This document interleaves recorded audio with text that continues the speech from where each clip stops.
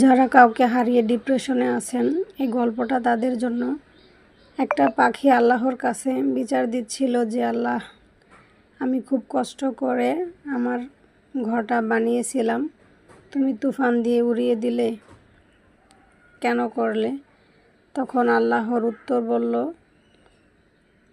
তুমি যখন ঘুমাচ্ছিলে তখন একটা সাপ ঘরে ঢুকেছিল তোমাকে খাওয়ার জন্য, তাই আমি তুফান দিয়ে তোমার ঘরটা উড়িয়ে দিলাম।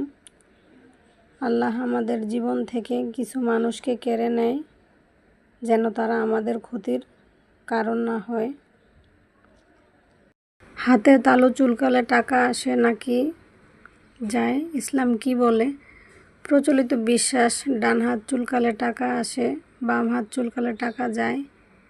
ইসলামিক দৃষ্টিভঙ্গি এসব লক্ষণে বিশ্বাস করা নিষিদ্ধ। সহিহ মুসলিম 2228।